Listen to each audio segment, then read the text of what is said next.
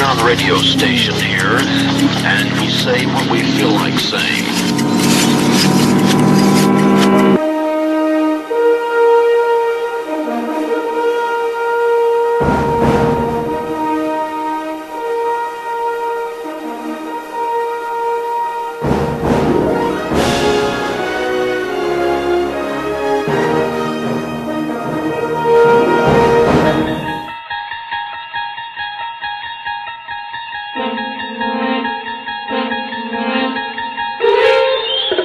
Hello, podcasting people. This is Charlie Cooper from the Radio First Termer Iraq Show. Buckle up, strap in, and hang on, because the following program is brought to you in high-definition Dave Rabbit audio. Hey, everybody, hang on to your hats. We got another great show for you this evening. A band called Stryck9 out of Cary, Ohio. And the hits just keep on coming.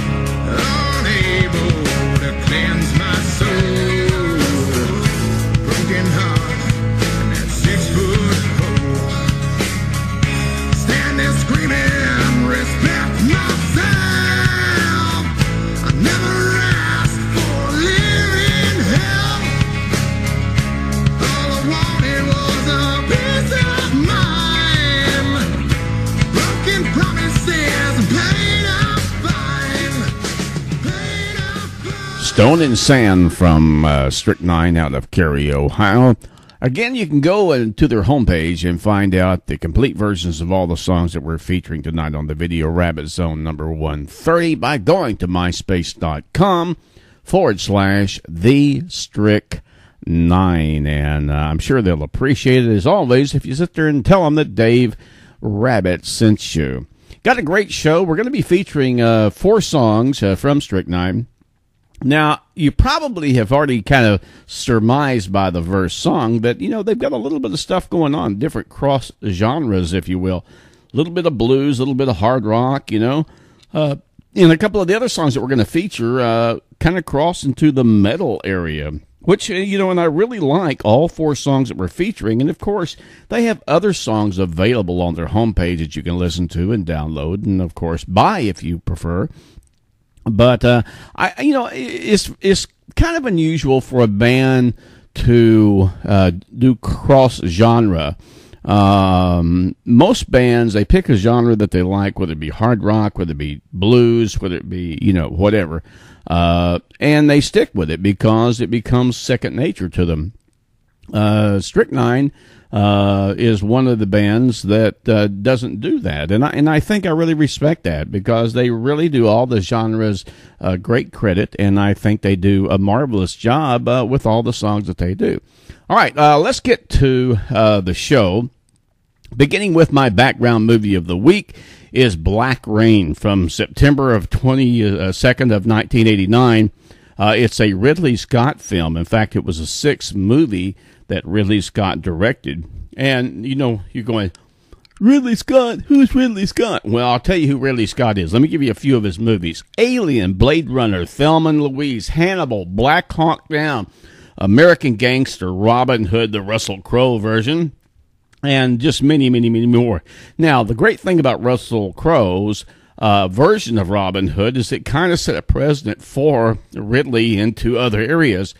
And he's got some other projects coming up I think you're going to really find very intriguing in the next couple of years. Now, this was $30 million to make. It made $134 million. In fact, Ridley Scott, of all the movies that he made, never made a bummer movie. In other words, he never made a movie that didn't at least make its investment back for the producers and whoever, you know, plonked down their own personal money.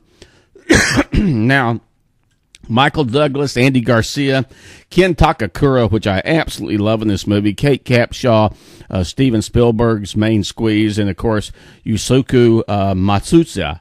Now, he plays kind of the bad guy in this whole thing. Now, the premise of this movie is a mafia, Japanese mafia kind of scenario. They have the plates to make $100 bills from the United States. They capture the Japanese head mafia guy in the United States. He's taken back or deported back to Japan.